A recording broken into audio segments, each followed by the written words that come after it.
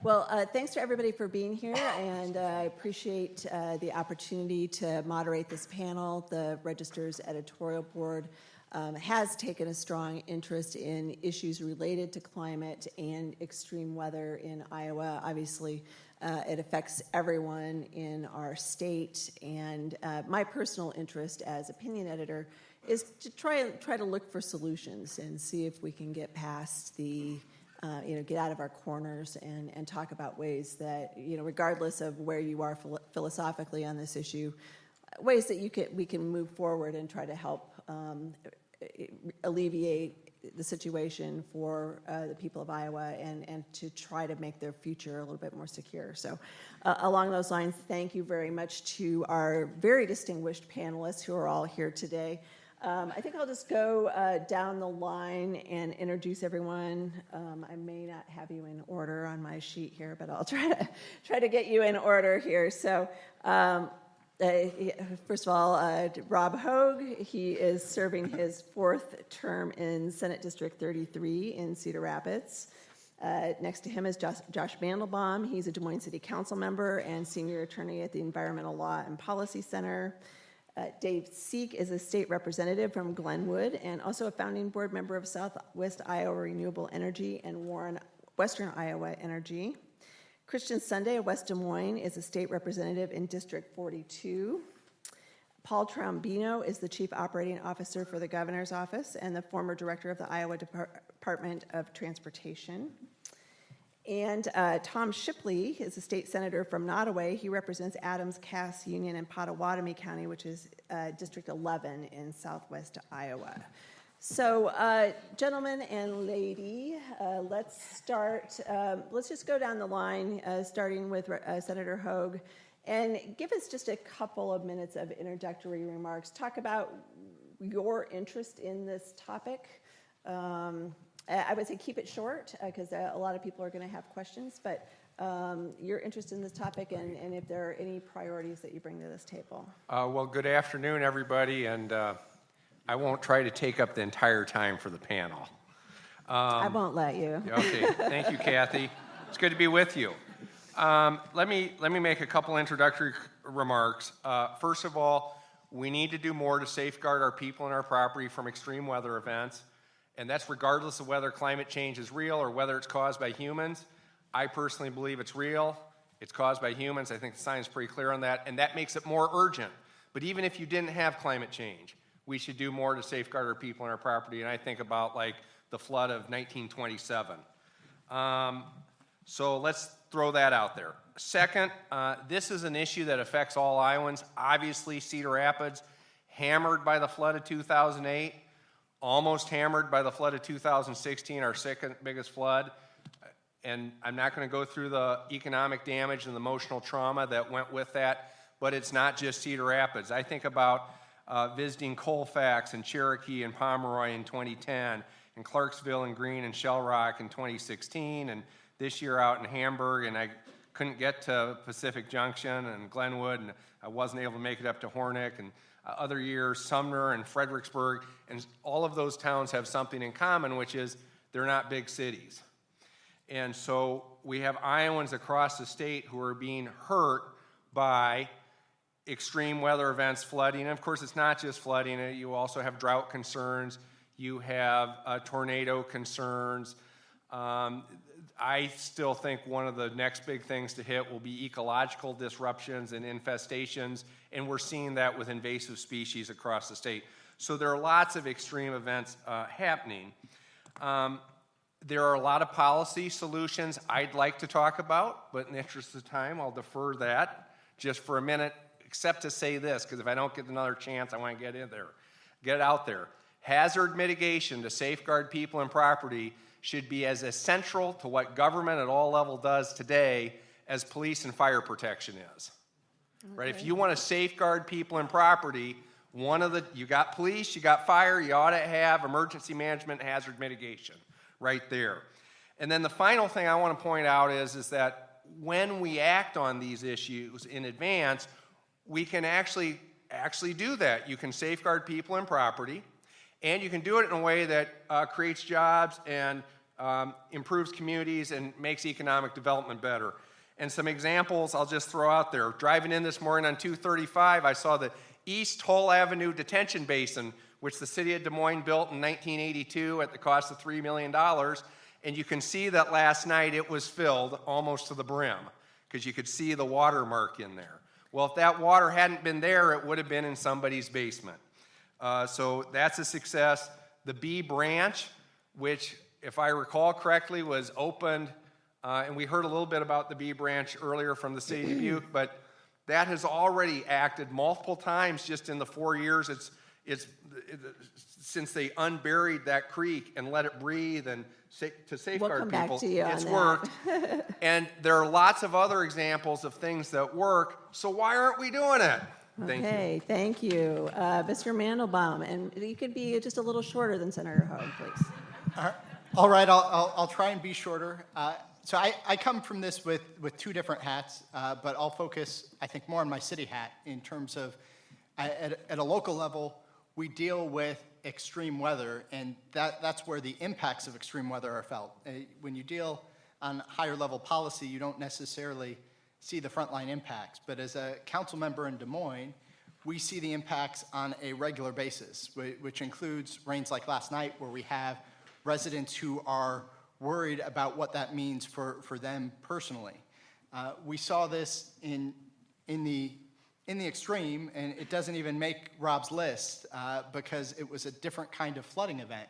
But in June of 2018, Des Moines had what was essentially massive flash floods caused by the 7 to 10 inch rain that we received in the metro. And so we had Walnut Creek and 4 Mile Creek both experienced record high levels, and essentially that was caused from one rain event dumping a ton of rain in a very short period of time, and it led to massive amounts of damage. And it's the type of thing that we have to be more and more prepared for as we see these type of rain events with more and more frequency. The city of Houston might be a good example where they didn't plan particularly well, and they have a large amount of development. Tends to be some of the poorer residents in the city in the 100-year floodplain. Well, the city of Houston is, I think, in the last 5 years, experienced 3 500-year flood events. And that has had a huge impact, which we all see because it makes the national news and has significant impact. Well, as we get more intense rains, we are experiencing that in Des Moines too. And on a local level, you start connecting and seeing exactly where the hot spots are, where we're never going to be able to build the gray infrastructure out enough to handle the volume of water that can fall. One of the things that I think is an important message is that we are all in this together. I think this happens all over the state. Just about every part of the state has experienced some type of extreme weather and the impacts of that, and is very much aware of trying to plan and come up with solutions. And the solutions need to reflect the fact that we're all in this together, because some of the things that need to be done, you can't just do with one jurisdiction or in the place that is experiencing the impact. We need the cooperation and collaboration of others, and if that's in a watershed like 4 Mile Creek or Walnut Creek, we are participating in that, and we are working. And sometimes it's even bigger watersheds, thinking about the Raccoon River and the Des Moines River and what we do there. Because we know, for example, where we're at, we're just a block away from the river, and if downtown Des Moines, let's hope it never floods, but that's going to be caused by an uncontrolled release at Saylorville. And that is something that we can't completely control everything that goes into that. You can't control all the weather, but to plan that and to think about the solutions, that's at a watershed level scale, and we need that cooperation. Similarly, on a watershed level, we need to think about the green infrastructure and the things as more of the metro develops, what we can do to keep water where it lands. And that's a planning piece. And we can think about that and plan that appropriately if we think about it in advance. And there are a lot of things that we can do. We just have to be thoughtful about it, and we have to think about it at the front end of everything that we do rather than react at the back end. And I'll save the rest for later. Thank you. Representative Sieck. Yeah, first of all, I'd like to say it's an honor to be here today. I'm a farmer from southwest Iowa. My family's lived on the Missouri River my entire life. I always wish my grandpa would have landed on a hill. I wouldn't have had to go through all this. But I actually have a farm my grandfather bought that was formerly located in Sarpy County, Nebraska, now residing in Mills County, Iowa, and we traced it back and forth across the river 3 times. So if that can tell you what the Missouri River was like before they channelized it, spent my entire life on river issues and farming. As we move ahead and dealt with the Corps of Engineers, state, local, federal officials, my entire life, and actually helped my grandfather get the signatures to build the levees. So just a little bit about what I think's happening. I think we do have extreme weather. I think the verdict's out on why. I've heard a lot of good exercises today of why it's happening and what's causing it. But I can tell you the effects of it. And one of the big concerns I have is the federal government that's run amok. We've taken the Endangered Species Act and highlighted it to a level that it controls everybody's life. And so, especially like on the Missouri and the Mississippi River, everything that's done is about the species. Well, today we talked a lot about the humans, okay? And we actually are the endangered species on a lot of these river bottoms and bottom grounds because, especially on the Missouri River, we have 1 fish and 2 birds that have been endangered. So we've taken the entire, in the Pick-Sloan Act of 1952, or whenever it was, I can't remember the date. But anyway, they built a system of reservoirs to contain all the flooding. If you go back to the flood of 1881, it was much similar to this year, where the people went to church in the southeast corner of South Dakota on a Sunday morning and watched their church go down the river on a Sunday afternoon. It reminds me very much of what has happened this year with what we now call a bomb tornado. Isn't that our new term? And so anyway, as we look at that, we've taken a river channel that was designed, and I'm just speaking from my own known thoughts. We've taken a river channel that was designed to move water really, really fast. It was a deep channel. It had wing dikes to train the water to go to the center. They went clear to the top of the banks, and it moved a lot of water. We have a reservoir system that holds like 1/6 of the water that's held in reservoirs in the United States of America on the Missouri River. And so we have to move that water, especially when they get a lot of rains up there, a lot of snowpack. So that's the way the river was ran from the people that designed it. They were very, very intelligent. Okay, so let's come to 2004 with a series of lawsuits brought against the Missouri River that we weren't managing it for the fish and the birds. So we go in, we change all the parameters. We decide that we have to save the pallid sturgeon and the 2 bird species.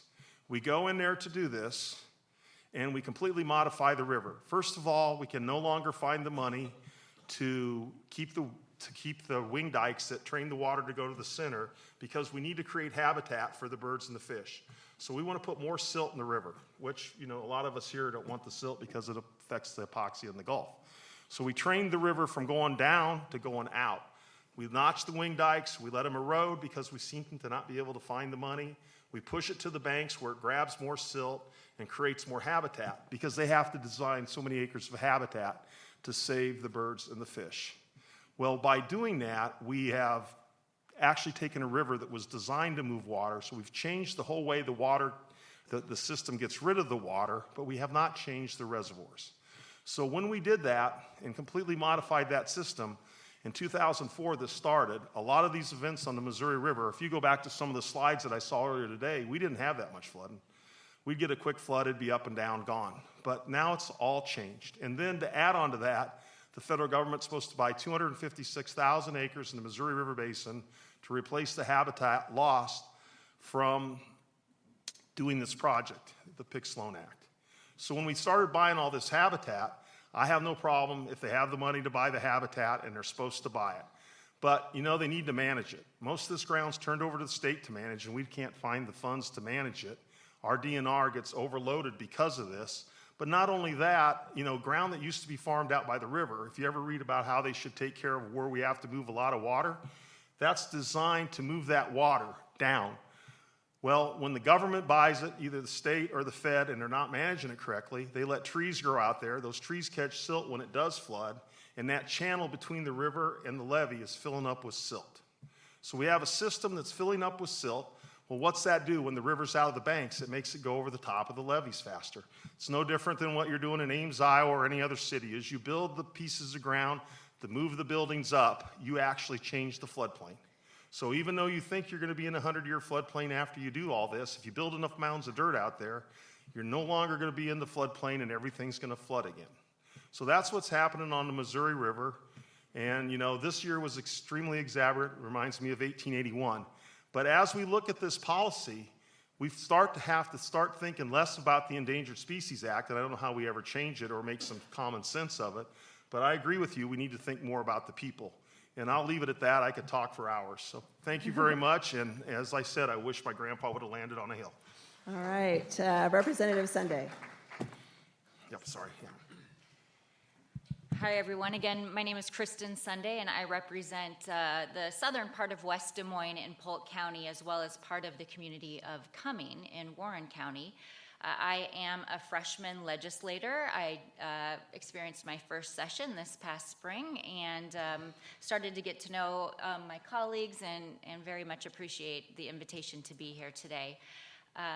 I decided to run for office when someone asked me. It had never been on my radar.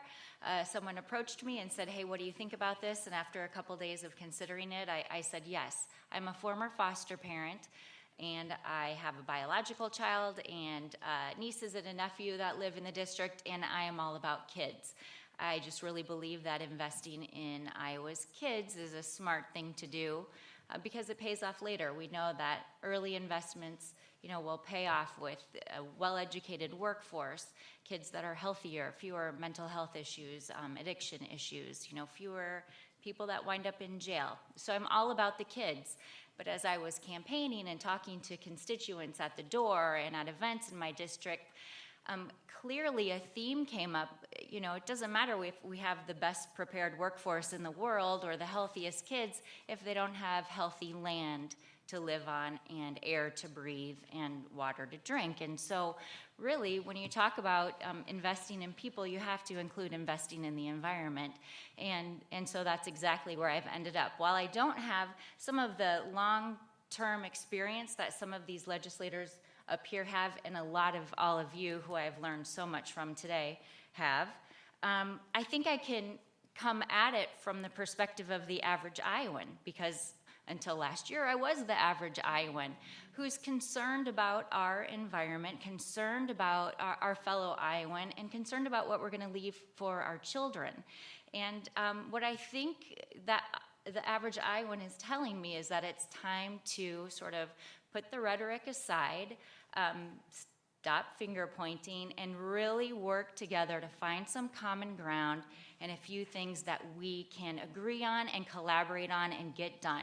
It's a tough issue, it's complicated, there are a lot of things to consider, but if we can tackle it a little bit at a time, by working together and coming to some agreements, then I think that's what Iowans want of us. And I heard some things today suggested that I think a lot of us could get on board with. Cover crops, those kinds of things. And so I'm excited to talk more about that here during this panel and to hear more about it from you. So thanks again for the invite. Look forward to a good conversation. All right, thank you. While we're going through the rest of the opening remarks, just a reminder to please write down some questions. We'll have, after we finish this, probably about 45 minutes to take all your questions, so please have them ready. Mr. Trombino, you're handling a lot of the flood recovery in Southwest Iowa right now, correct? Yes. All right, tell us. All right. So again, my name is Paul Trombino. I work in the governor's office. And I just wanted to say a couple things. The first one, so this will be short, the safety and security of Iowans is the foremost focus of the governor. And, from my perspective, what my role is. And, with the flooding that's happened this year, I've had experience, obviously, as DOT director, working in floods and other types of what I would call precipitation events. Resiliency of the system and then coordination and cooperation are the two key ingredients. And I think that as we've looked back in the last years of how we've coordinated and responded to events, that was a key piece for us this year. There really needs to be a much more coordinated response, especially as it comes to recovery and rebuilding. Often, as I think most people, I suspect, in this room would advocate, we all live in the same watershed.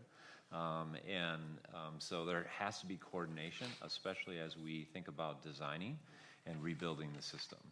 So the key thing that we've been focused on is what Governor's termed as a comprehensive flood control asset management plan, meaning that as we look at the system, and this is what hasn't been done before, each element is really designed by itself. The railroads would design their system, roadways would design their system. We would sort of coordinate in the sense of how the water moves or how it gets retained or detained. They would look up and downstream, and it's true with the levees and the river also. And so what we're really focused on is doing all of that at one table, breaking the segment down into pieces and refining the design as we think about recovery of the system going forward. I feel confident that is taking a different approach than what's been done in the past and will give us a much more resilient system in the future. Is it going to flood again? And the answer is yes, but it's how the system responds and how resilient the system can handle that, either retention, detention, and movement of water across segments of infrastructure. What that really comes back to, and this is something I've talked about in the past before, is single focus public investments are no longer affordable. So what that means is that as we think about the infrastructure and how we invest in the system, it needs to have a much more coordinated and a cooperative approach. So a roadway design or a railway design or a riverway levee system or a reservoir system is really a comprehensive system, and the more that we coordinate across all infrastructure elements, the system will be much more resilient, and we'll see flooding impacts, but how it responds back to it and helps people, one, be safe, be secure, and also recover in a quick fashion. Those are the key ingredients that we're focused on as we go forward. I've spent a lot of time in Southwest Iowa, a lot of time with Representative Sieck and others, and one of the things I want people to, I've said this to groups that I've had the opportunity to exchange with here in Des Moines, because a lot of times people can't see it. And the city of Hamburg, what I think is most been amazing for along the entire corridor, obviously all the way from north to south, is the resiliency of the people of the state, how strong they are, what a family they are when they come together in response to these efforts. And it's something that really takes you back, I think, and it also shows why we think, from my perspective, I feel very strongly that there is a way forward for us to rethink how we manage the system, because a lot of times the system is not managed well, as I think Representative Sieck said, and as the conversation I've had, especially with the Corps of Engineers, they do not maintain and manage the system at all, which exasperates issues. But when you think of the city of Hamburg, they went 70 days, approximately, without clean water in their homes or sewer, having the ability to use a sewer or a toilet in their home. That's a long time. I've challenged people that I've ever talked with, go 70 days in your home without a shower, not having the ability to have water or actually use the facilities that you have in your home.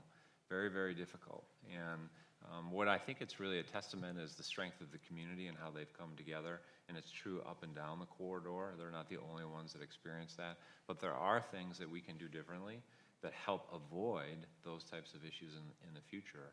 And I think that's the key ingredient for us as we focus forward. And I know that's the governor's expectation. We're not going to repeat this in the future. We're going to build a system that's more resilient. It's going to take time. This is not going to happen overnight. but we feel confident that we can do that and exercise that plan on a regular basis so that we know that as things continue to change, because they will, that we can be responsive to those and really focus on the security and safety of Iowans every day. Thank you. All right, thank you. And last but not least, Senator Shipley, what are you seeing in Southwest Iowa? Well, water, water everywhere, and a lot of it not fit to drink. You can't see it, but Paul's got an umbrella up here, and I don't know if that's indicative of the theme of the whole day or what, but anyway, I thought that was interesting. For extreme weather events, you brought an umbrella. You knew I was going to speak about the same time I did.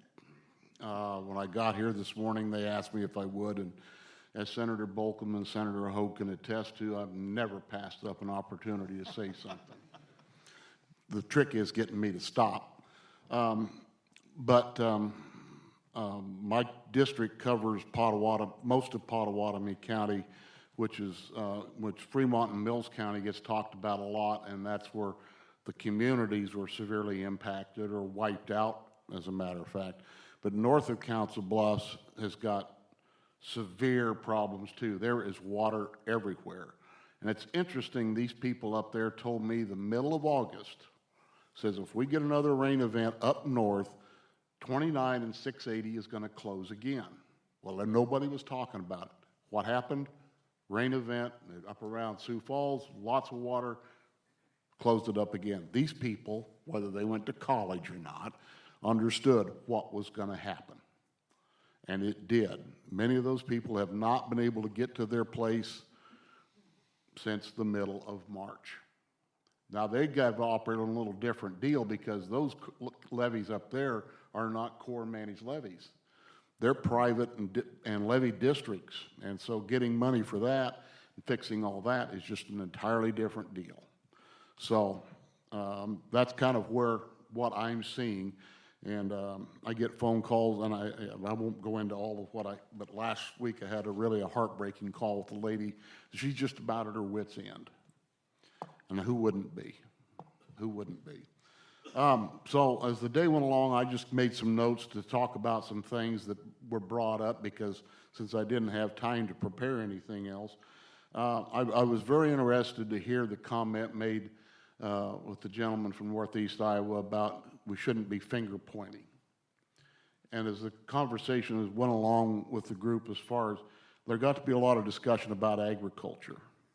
And some of it kind of swayed towards, well, what are these guys going to do about fixing some of this?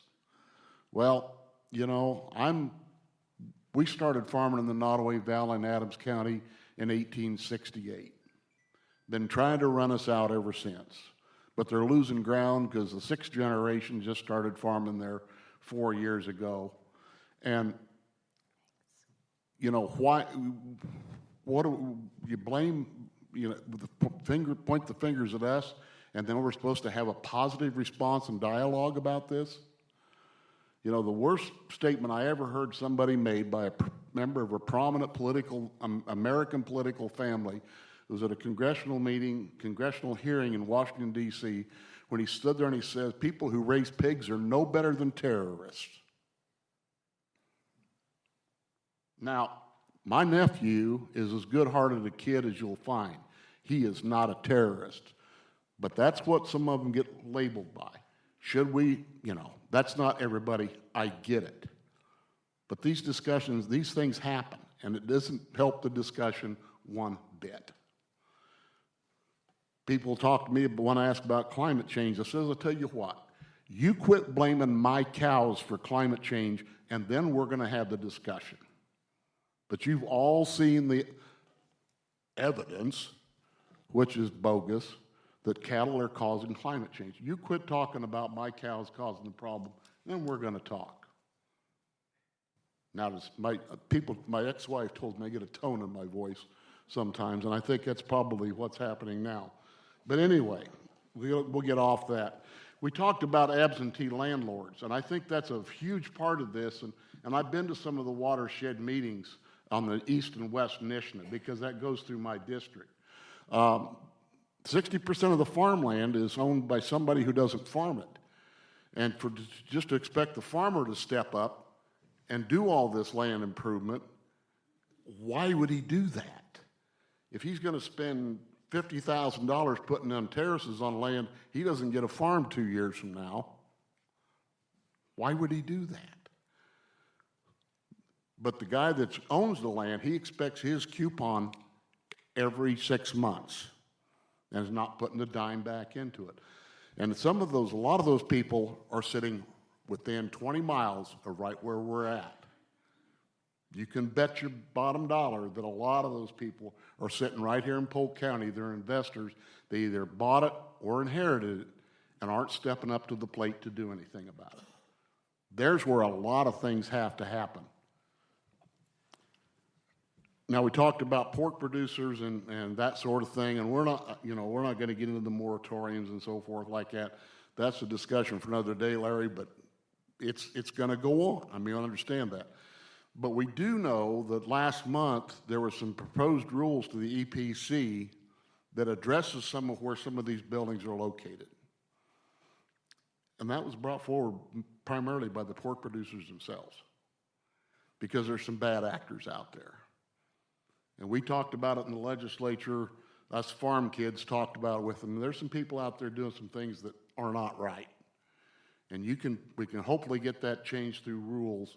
And I think that's where that's headed. So there are no easy answers for that. In many areas, there are a lot of buildings with pigs in them. I get it. In my area, there's not very many. There's not very many. And there also aren't very many people anymore. I don't think they're mutually exclusive, because it takes young people to raise livestock. Now, I really was intrigued by the idea of the flooded areas being taken out and put into some kind of a program or whatever. And at first it intrigues me, then it sounds a lot like CRP, and Lord knows you don't want to get me started on CRP. In southern Iowa, we refer to that as the Community Reduction Program. It has taken massive amount of acres out of productivity that young people could be using to establish themselves. And we're doing it with money we don't have. I've got 120 acres 3 miles south of me that's owned by a lady who's worth millions, and she's getting $330 an acre every year. Nothing happens. It's become a retirement program for a whole bunch of people. With the I'm thinking about with this proposed plan, if you did that and then allowed managed grazing on that, that's good for the environment. Except if you believe that cows are the problem, of course, but that's, if we did that, that would provide a lot of young people an opportunity that they don't have otherwise. When we say young people don't want to get into it, that's simply not true. If you're a young man out there that likes the cattle business, your limiting thing is finding grass. We can figure out a way to make that happen, because other states have done that. Other areas of the country have done managed grazing. In fact, the Iowa DNR does some now with young people or somebody grazing land that they own under a managed grazing system, and it works. I'll bet I'm done, Kathie. And then some. We'll go on. Well, I'm last, so I had all the time I needed. We have a lot of questions, a lot of great questions here. And even though you just got done talking, we're going to start at your end of the table, Senator, if you promise to keep it brief. We've been talking about a lot of description about the problems so far.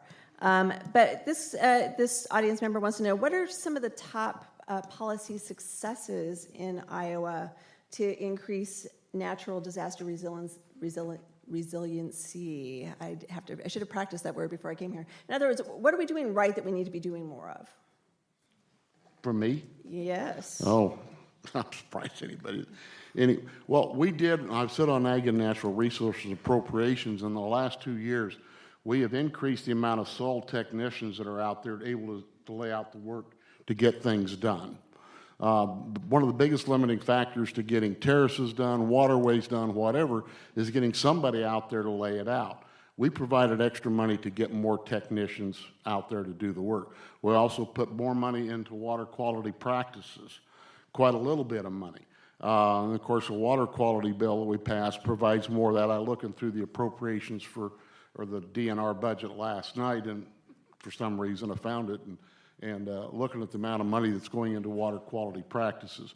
So I think we're starting to make those moves to help make it happen. And that technicians thing was a big deal, because there would be people would apply to get work done. It'd be months and months, maybe years getting it done, because they didn't have anybody to go lay it out. So we put more money into people getting boots on the ground, so to speak.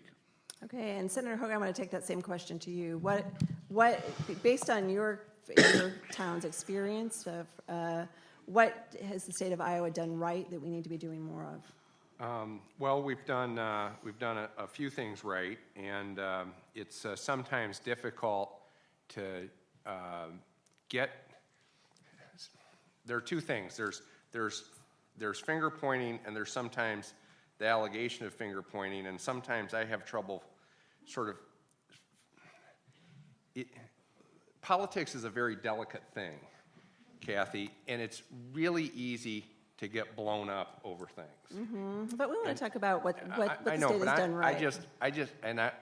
I talked about that in my opening statement, and you cut me off, which was fine, because we had other people want to talk. But I do want to talk about how delicate this thing is, and part of it is sometimes people need to not take offense at what somebody somewhere else says, right? We need to kind of work on that, because otherwise, if we allow everything that's said nationally to poison what we're doing in the state, it's going to be very difficult to make progress.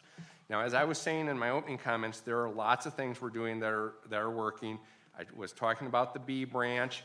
That was funded by the Iowa Flood Mitigation Program, which is also funding improvements to the levee system in Council Bluffs. And guess what? That has worked. Council Bluffs, despite record flooding on the Missouri River this year, Council Bluffs has survived without major inundations or erosion or overtopping of their levees. That worked. We funded, the flood mitigation program funded programs in Storm Lake.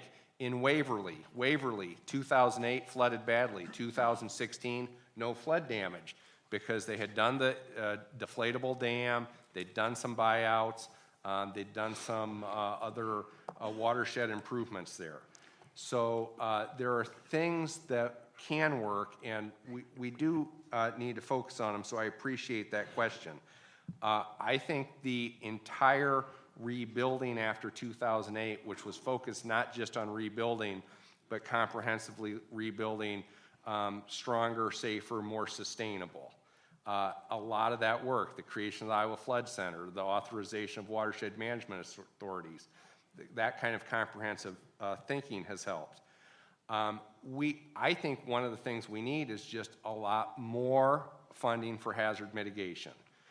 This year, the Iowa Flood Mitigation Board received applications for $23 million in projects. The legislature had appropriated money for 15. What about the 3 or 4 communities that were left out? And Hamburg got $6.3 million. Delighted. The Army Corps of Engineers had recommended $12.3 million. So a $6 million shortfall there. So there are lots of things we can do working together, but it almost always requires financial commitment. And I think that's the problem as a state we're having, and as a country, to making the financial commitment to safeguard people and property. If you don't make that investment, we know what happens. More people are flooded, more people suffer tornado damage, people die, people are hurt, property damage. And it's not just the economic damage there, it's the heartache and the trauma that goes with it. And I just think we really need, as a state, at both the state and local level, to ramp up our hazard mitigation. Okay, I'm going to ask you all about new policies, but I want you to talk about things that you, at your level of government, can control. So, Josh Mandelbaum, what's something that you would like to see the City Council do that would make the City of Des Moines more resilient to extreme weather in, say, 5 years? And I understand the city may not be able to do all these things by themselves, but what's something the city can do? So there are a couple of things that stand out that the city is starting to do, but that I think we need to do a lot more of. So the city can do things to address green infrastructure. When we talk about our sewer systems, that's the gray infrastructure, and we could go back and try and build storm sewers to handle the volume of water that we're getting. But not only would that be logistically next to impossible, it would be astronomically expensive. What we can do that makes a lot of sense is implement green infrastructure and do that in targeted ways, do it with all new development so that we control more of the water and keep more of the water where it falls. But we can also go back, and one of the things that we did in response to the 2018 flood, the city actually has a mitigation program where we will contribute up to 50%, up to $2,000 for residents implementing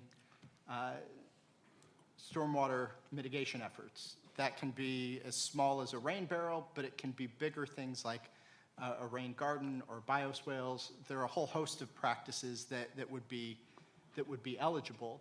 And one of the things that we've done is we actually have increased that amount in areas that we know are essentially flooding hotspots. So those are things that we can do. City of Coralville is actually a pretty good example of a pretty comprehensive green infrastructure ordinance that the city could adopt. We also need to do this in conjunction with our partners in the metro, because things that we can do to control stormwater in Des Moines, if that makes development more expensive in Des Moines, folks might not develop in Des Moines and will instead just develop in one of the other communities in the metro where they don't have to do those things. But these things benefit all of us, and so getting everyone in the metro to take these actions is important. A couple of the other green infrastructure pieces, with a new home, when you only have an inch of topsoil in the yard, that doesn't hold much water. And one of the things that we saw with the 4 Mile Creek flooding, part of that, the fact that 4 Mile Creek was at record levels by a significant amount, is that there were more places that have been developed and only have an inch of topsoil. That's something that we can fix, but we can't just fix that with Des Moines. Now, Des Moines should lead the way, and we have to demonstrate that we're willing to do those things first if we're going to ask of others to join us in that effort. So those are some good examples. And then I want to talk about another piece that we're starting to do, but we're part of a watershed, and we need to work in partnership in that watershed. So when we think about it, it can make sense for the city of Des Moines to fund conservation and flood mitigation upstream, outside of Des Moines, even outside of Polk County. And we should be willing to do that, and we need to engage that way. And we need to do that in cooperation with others in the watershed. And the 4 Mile Creek watershed planning effort is an example of that. Some of what's going on in the Walnut Creek Watershed Management Authority and the Raccoon River Management Authority. And so we need to be engaging in all those efforts, and we need partners in those efforts to think about those impacts and to be willing to work with us. Representative Sieck, you mentioned concerns about how the federal government is managing things. What about the state of Iowa? What would be something that you think the Iowa legislature can and should do this year, or maybe over the next few years, to mitigate the flood issues and other extreme weather issues you're seeing? Well, as you know, we've put a lot of legislation in place in the last few years. The nutrient reduction strategy is working. I think when it first started, it was a blanket effect. They were letting them put cover crops on about any ground. I think that should all be targeted to highly erodible ground or ground in the upper parts of watersheds, and make sure that that's helping in the long-term process. I think that the water quality bill is leveraging lots of other people's money, and I think that's going to help not only with business and industry, but ag groups and farmers, and help them understand everything. I've been a proponent for years when I was president of the Iowa Corn Growers that we look at the entire watershed, not just county by county. Our county conservation districts have been great in putting in terraces and everything, but it never really looked beyond its own borders. So that watershed management authority that Larry's talking about is a leap to that. My concerns with the watershed management authorities is that originally it's a $90-some million HUD grant. That HUD grant was great, but it drove in those I think it's 9 watersheds, drove a top-down approach because they had this money and they were trying to, do flood resiliency mostly in towns that had low income. That's how it all started. And then they could do entire watershed management planning. Well, that's okay, but when it's a top-down approach, most of the really, really successful watersheds like Bee Branch and some of these others basically were bottom-up. So we have to get to a system where we look at it from bottom-up instead of top-down. How does the legislature change that? I am not sure how we change that. I don't think we want to force bottom-up, but I think bottom-up is really, really important. I think if it's driven by the citizens, it's a lot stronger program. And then I think as Rob talked about, Senator Hogg, that if we look at this flood mitigation board, I actually think they had $15 million allotted when we left the legislature last year. We had no idea what this flood was going to impact. Did I know that we were going to get flooded 3 times in southwest Iowa? No. Did anybody know what was going to happen in eastern Iowa? No. And Senator Hogg's been over and visited a lot of my towns, and I really appreciate that. So Senator Shipley and Paul spent a lot of time out there. But I think that that's going to be a key going forward. That board went from a program that was designed to take the tax increment they got back because they could spread it among 8 cities, and Council Bluffs was one of them, if I remember right. And then they would get paid back that and then loan it to another city to do work. Well, we flopped that this year, gave them $15 million to actually help communities for cost share, levies, anything for resiliency. Now, I think we need to add to that program when we get back into the legislature. I thought for a board to do a complete switch in one meeting and decide which projects were ready and needed to be funded and which projects weren't was amazing. I actually thought they did a really good job. And as Senator Hogg said, there were some of them that didn't get funded. But if you look deep into why they didn't get funded, they weren't prepared. They didn't have their ducks in a row. They didn't have their easements, or there was another thing. So I thought the board did a really, really good job. So as we move forward, I think we need to leverage all these programs we have, maybe change some of them. And, we've been looking at it in Iowa House for probably 4 years. Almost since I've got there, I've been asked to look at water quality. And I think we're doing a fair job, but, we could always use more and more money. And I think we're doing a pretty darn good job of leveraging our federal dollars and from business and industry and organizations, but we can always do better. And I think every time we go back to the legislature, we get lots of new ideas and we try to figure out ways to implement it. So I'm pretty proud of our state and what they've done for what we started with, but I do completely believe that entire watershed, as Joshua talked, going up the watersheds and looking how it starts from the top is huge in how we lay these whole things out. But I believe it should be driven from the bottom up. So. All right, Representative Sunde, you've been listening to this. Is there some idea that came to your mind that you thought, hey, I need to go back to the legislature in January and do? I don't want to put you on the spot with that, though, because I'm going to give you a second option, which is, you're recently coming from, as you said, the ranks and file of ordinary Iowans. Are there things as you've been listening today that you thought, if ordinary Iowans would just do more of blank, that it might help with this situation? Either way, if you want to answer that question. I think one thing that has struck me listening today is how many different organizations are involved in trying to problem solve and do their parts. I think the average Iowan has no idea how many agencies, nonprofits, the universities out there doing all of this work.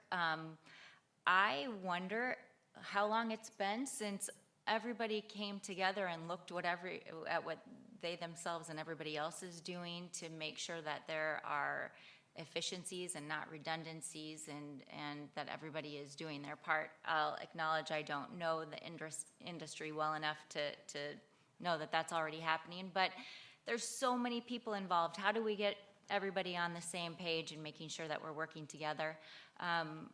I also have learned about the Water Resources Coordinating Council, which I think is a great way to move ahead. It's a nonpartisan group of lots of interested stakeholders, and I don't know that Iowans know about that or know what they're doing, and so the improved communication and me hearing that we're all on the same page and we're all moving forward toward one goal would be important. Okay, thank you. Paul Trombino, as you're thinking about the things that need to happen in Southwest Iowa to get people over the hump and get back on not only the road to recovery, but to avoid some of these problems in the future, what specifically can the state do?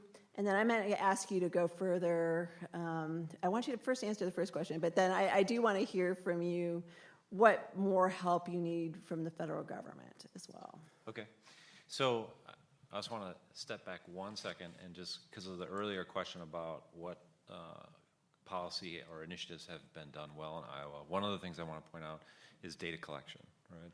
One of the things that's unique in our state is the ability for us, the mapping that we have across the system, river gauges that we have, remote weather gauges that we have across the system. Those are key ingredients for us to predict, to provide information to Iowans about potential impacts for them to make safe decisions, right? So that is something I think that we do well. It doesn't mean that we can't improve it. I think there are a lot of things that we can improve in that area. From a policy side, I think a key ingredient for us that we've had discussion about within the structure of what the governor's put forward on her governor's flood advisory board is really how the levee districts function. The state should have a role to aid and help a lot of the key levee districts along the system. A lot of the levee districts have taxing authority, but they're also struggling because of the amount of tax. They're already sort of capped at what they can do. And part of it gets back to, we've all talked, and Josh was indicating before, about a lot of what I would call infrastructure. You can call it green, you can call it whatever you want. Infrastructure requires it to be maintained. If it's not maintained to the level that it needs to be, it won't function as it should, as it was originally designed.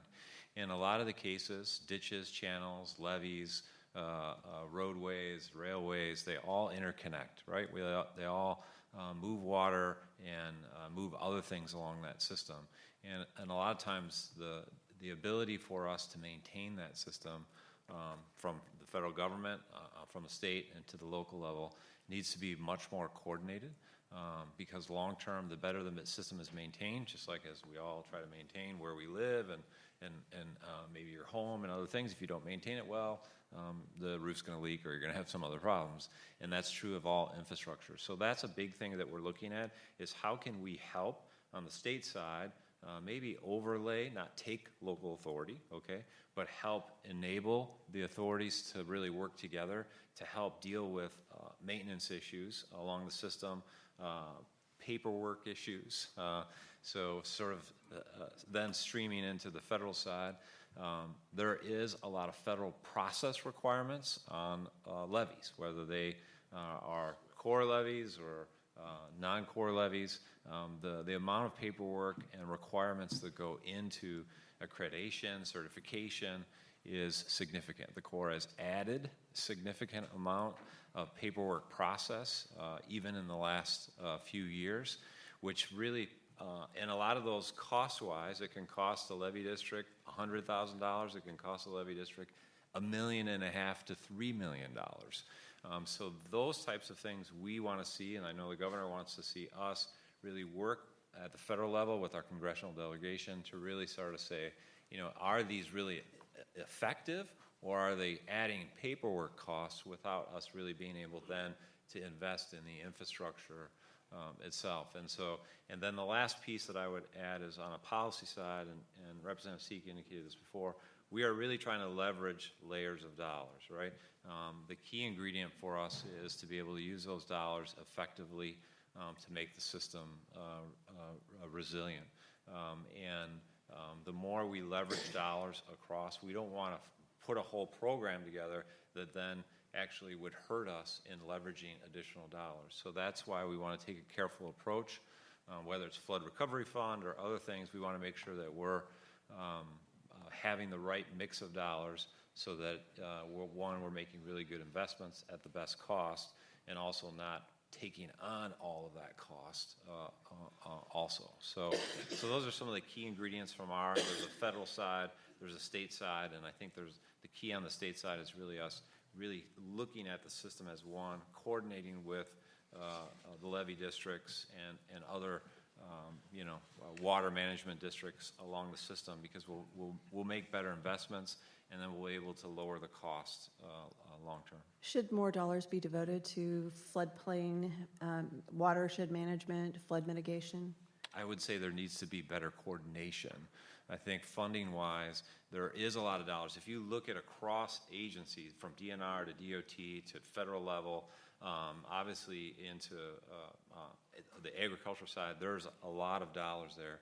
The more we coordinate the investment, whether it's in wetlands, and understand that the system functions together at once, so that we're not isolated as one entity and each doing a different investment at the same time, the more we coordinate that, you're going to get a bigger bang. And of course, I would always say the more we look upstream and really understand what those impacts are, will make going to the source is the key ingredient for us to lower costs. You'll get a bigger bang on a lower cost investment, which will give you much better water quality down the system as you go. I'm going to ask you one more quick question, and then some related questions to the other panelists. This is a very specific one from the audience. What response are you hearing from the federal government on rebuilding the locks and dams on the Mississippi and Missouri rivers? So there was dollars put in that just came out that the Corps got on the Mississippi. There's about $500 million that's specified for the Mississippi on some of, because that is a very aging infrastructure. If you look at the Mississippi, most of those locks were built in probably the 1920s at best, and so a lot of them do need significant work, and if they're not done, they will have broad impacts, not only to obviously the movement of goods, but also the environment itself.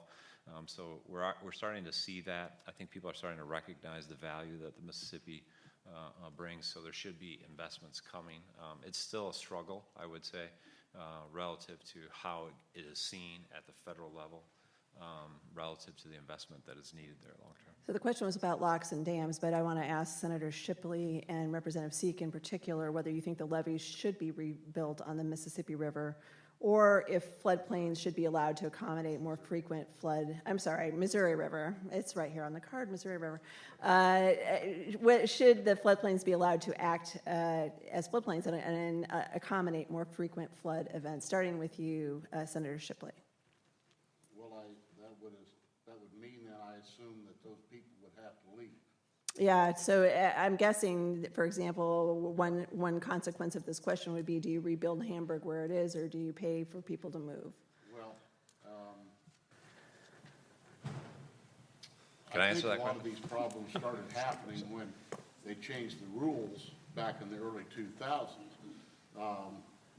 I have people suggest that frequently, and maybe the people just ought to leave. Well, okay. Would you want to? Maybe you would. What happens to that land after it is out from under private ownership then?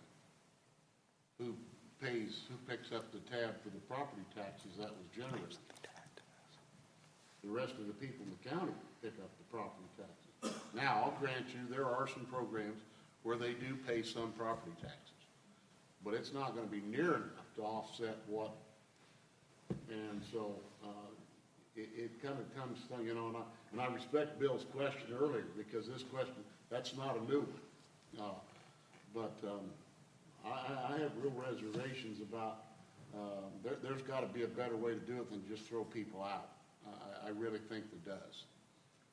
Representative Sieck, you also mentioned, the problems starting when river management had goals that you don't agree with. So what's the solution to that? Do you let it go back to natural, let the rivers run where they will, and people can get out of the way?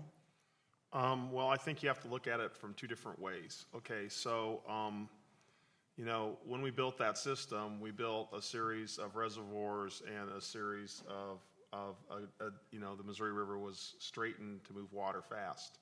So we've modified the system down our way, and that really started a little above 2004. It was pushed into after that. And since then, we've seen that it can no longer handle the water, so it can't move the water any farther. So unless you go back up and start changing the reservoirs or adding more reservoirs, the system's never going to work. You can't change one end of it from the design and not fix the other. So that being said, that's fine and grand. Let's let the thing run free. So we're going to get rid of all of I-29. We're going to get rid of the railroads. We're going to go back to bank like the one picture showed. But then what are we going to do around Sioux City? What are we going to do around Omaha? What are we going to do around St. Joe, Kansas City, and St. Louis? Because unless those towns are ready to move back into the hills, you don't have what you have. Because in all those places, and even in Des Moines and other areas in Iowa, we pinch the rivers down to go through the towns. So I just don't think that you're comprehending what you have to change to give it its free flow. And I still don't think that is going to make a grand difference, because until they've started monkeying the river, our levees held. We have never had the levees where I'm at, that I helped my grandfather get the signatures for, breach, since they were created in the 80s, until we started monkeying with the river. So I would say that I think that it's a lot larger look than just moving the rivers back.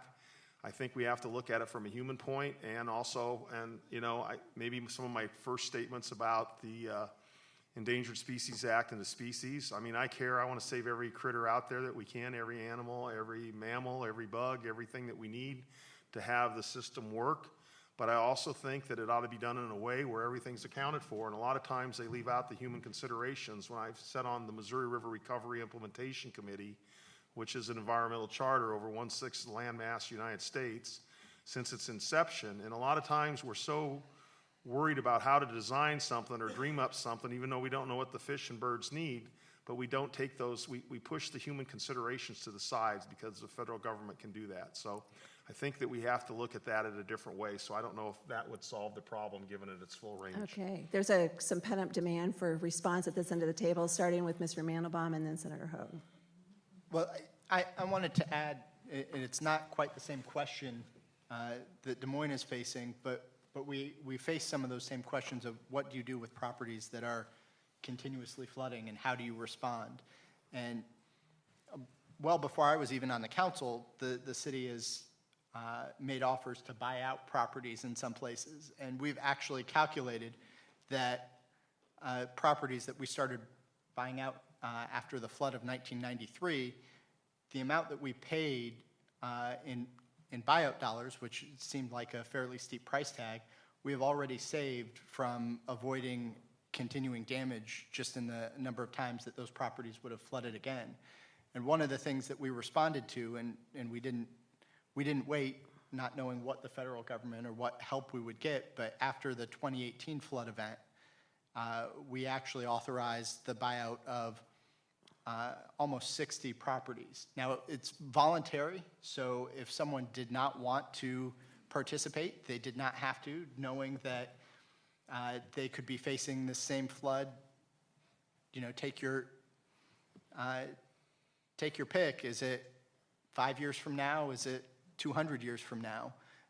But knowing that risk is out there, we offered to voluntarily buy out a large number of properties. And one of the things that we know we can do, particularly if we make a concerted effort, is that we will hopefully be able to avoid infrastructure and the maintenance cost of maintaining that infrastructure. So even though that property is taken off the tax rolls, there are pieces of it that will actually be savings above and beyond the emergency response and dealing with the disaster relief piece of this.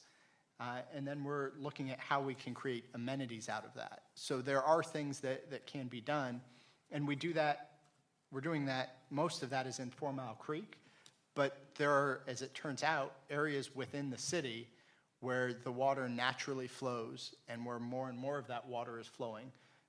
Des Moines has actually had to buy out homes in some of the sub-watersheds because those homes would regularly take water in the basement, or in one case even was completely washed off its foundation. And creating a little more space within the city was a good solution. So I think it's important to be open to all options and to plan. And just because we haven't planned appropriately in the past or in our history doesn't mean that we don't have a responsibility to start planning better now. Okay, and Representative Hogg, go ahead. Yeah, thank you, Kathie. Senator Hogg, sorry. That's fine. Councilmember Mandelbaum hit on a point I want to make. There's a big difference between forcing people out and voluntarily buying them out. And in Cedar Rapids, in November 2008, I remember it vividly, the city council made a very hard decision about where was future flood protection going to go. And there was a wet side, and if you were on a wet side, you didn't get any help except your FEMA assistance. And if you took the buyout, you could have the buyout and then you'd get help. But if you were on the wet side and you didn't take the buyout, you weren't going to get help beyond what FEMA provided. On the dry side, however, we had the whole series of incentive programs. And of course, that was a hard decision to make. And many of us thought it should have been wider. Some of us thought it should have been narrower. I personally thought the city should have gone wider with that. But the city council made that decision. It was a hard decision. And I think that is a decision that communities across Iowa have to make. I know when I went to Cherokee after the flood of 2010, they had to do another round of buyouts. They'd done a prior round of buyouts in 1993. It is the most cost-effective way of doing it. One final point. So we're in the middle of building an 8 to 10 mile flood protection system in Cedar Rapids that's going to cost about $700 million. You know what the federal government is providing financially for that? $118 million. $118 million. A generation ago, when the city of Dubuque built a flood wall, it was 95% federally funded. Our federal government is continually letting us down on the investment we need to safeguard our people and our property, and we need change at the national level, especially, we have to do it. If climate change is a quarter as bad as the scientists think it is, it's even more urgent to do it. Because otherwise we're looking at a unpayable bill for property damage in this century, in this country. And we have to act. Representative Sunde, I want to take this question to you first. A theme today has been equity. How can policymakers in Iowa better integrate equity into decisions related to planning for extreme weather events? And I just add to that question that we know that the impact of extreme weather hits hardest on people who are least able to afford it. So what do you think about that? Well, I think we all need to just make sure that with every piece of legislation, we're looking at how does this impact all Iowans. There have been some suggestions for minority impact statements on legislation that involves funding. I think that's something that we need to consider, but I think it's just our jobs to be looking out for all Iowans, and so the discussion shouldn't end until we've considered how legislation impacts everybody. And I hope that there are, more bridges that can be built and relationships that can be made with people from different communities who feel underrepresented, and letting us know what they need and how we can partner with them to achieve that. I don't have to take this question to everybody, but if there's somebody else who would like to weigh in on that question.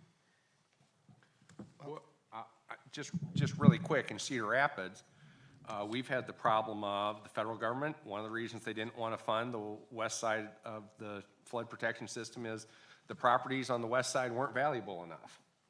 Well, if it's your home, and just because the home is a $70,000 home instead of a $350,000 home, it doesn't mean it's any less your home. And so we have had a real problem with that. And I think it's true as I look down. I think it's true out in Southwest Iowa right now. And we've got a lot of inequality in our system, whether it's based on low income, whether it's rural versus urban, whether it's minority communities, and I think we need to address all that. Mr. Mandelbaum, did you want to add something Well, there? I was going to say, at least in Des Moines, the places that are most vulnerable to flooding within the city proper, from Walnut Creek and 4 Mile Creek, tend to be poorer homes. We also know that a lot of the people who live there have lived there for years, so they tend to be older residents who are on fixed income. So the impacts are borne inequitably right now. So if we don't solve it, we've got, there already is inequity built into this, and there will continue to be until we solve some of these issues. Representative Sieck, a slightly different question here. Audience question is about the balance between development growth and mitigation. If you think about the state of Iowa now, how is that balance now? Is it balanced in favor of development growth over extreme weather mitigation, or is it the other way around? And how would you address that? Okay, well, my take on it is, okay, in my district, my main development corridors I spoke earlier, is along the Missouri River with the interstates and I think my county has 3 stoplights. Fremont County may have 2. Montgomery County's got a few more. So, I mean, our development corridors along the river and along the Burlington Northern, that's where most of our industry comes in. And we do have another, couple of railroads that transition eastward. So as far as mitigation goes, they are spending huge amounts of money. Like I said, the federal government's got I have to buy 256,000 acres by, I think, 2040 or 2060. And they're only a third of the way there. So in Fremont County, we almost have one-tenth of the county, almost 30,000 acres. It's either owned by state, local, or federal government. And when the federal government acquires it, they turn it over to the state to manage, and that's another thing that we're looking at. We can't afford to manage the federal ground. It's their ground. They need to manage it themselves. Plus, they do not usually have good plans in place to take care of it. Now, we've just got $36 million that was authorized to the NRCS for permanent easements. Okay, a permanent easement is, I'll come in and buy your right to you never farming the ground again and making it a wetland or covering it with trees. And that's great, but I think that they said they had over $100 million worth of requests. A lot of that's targeted. I think all of it's targeted in the counties who were federally declared disasters with personal PA, I think they call it. And the problem I see with that is you're taking the areas, and it's not always willing sellers. It's in sellers that, you talk about voluntary or willing. As you look at it, it's not really willing sellers. It's impacted sellers that have no other choice. And, like I said, a lot of these are 5th-generation farms. They're houses that have been there forever. The city of PJ's never flooded. And you look at this, and these people don't know what to do, and these programs are one size fits all. So I think that we have to find that balance, because you knock out, whole cities in my district, there's no easy answer, or else we're going to have the people that had flood insurance are rebuilding. So we'll have 100 lots that are vacant and 40 that are scattered around town and look like a checkerboard. And how's the city going to maintain that? The mayor of Hamburg has 14 lots that was left over from the flood of 1993 in the buyout. It cost her $10,000 a year to mow them. So I think we have to find that balance between mitigation and resiliency and flooding, but we also have to take a look at areas like Pacific Junction that's never flooded before. And, we take Hamburg. Hamburg's got 40% or more of it underwater, and they've made the decision that some of that needs to move. And, so each city has to make that own decision, but Pacific Junction doesn't want to go away. And the rules with, I think they ought to have that flexibility that once Paul and the governor gets all these levees back up to snuff, to the 100-year flood protection in an area. This whole city had a double levee around it. Had a railroad levee that was almost as high, and had 2 creeks with levees that were as high as the river levees. And it overtopped all that because of the reservoir break-in in the Missouri and the Platte having that, the bomb tornado or whatever you call it, cyclone. Anyway, so this has never happened before, and that town has never experienced water. And I think that in those situations, we ought to be able to take those 60 lots in town, or 80 or 100, and once this is all recertified and we get it back up to snuff, we go buy some land in the watershed and we do a project that helps somewhere else or helps them upstream, and we let them have their town because we just have to go back in and rebuild this infrastructure somewhere else, and it's such a big blow to my county. And as far as the federal program, this NRCS program, they buy entire farms. And I think that the best way to do a wetlands project or a permanent easement, it should be, and they don't do a very good job of this, it should be ground that is environmentally sensitive. On all projects we do, we shouldn't buy the entire farms. We should look at areas that maybe it should be a waterway or should be a creek or should be something else along a creek, and we don't buy the entire farm because we'd still have people out there and they would do a much better job because that permanent easement, you still own the land, you still pay the taxes, and you get the benefit of that waterway or whatever in that. But when you take that entire owner off that, pretty soon he's still paying the taxes going, really, I've not found a way to make this work. I don't have any farm ground around it to farm.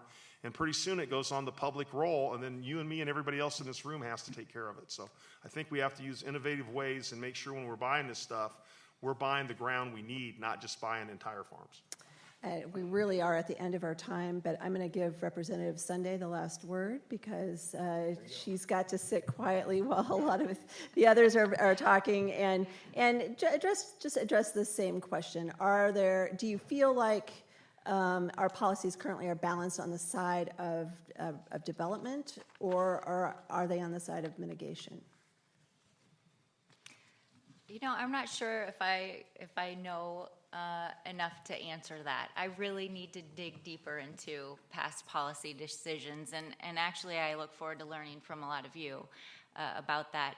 I also come from a point of let's look ahead. Okay, so here we are today. Yep, we can look back and learn from things that have happened, but you know, dwelling on who did what in the past, I don't know is entirely useful, and so I am happy to be in office in my seat to represent constituents and look ahead.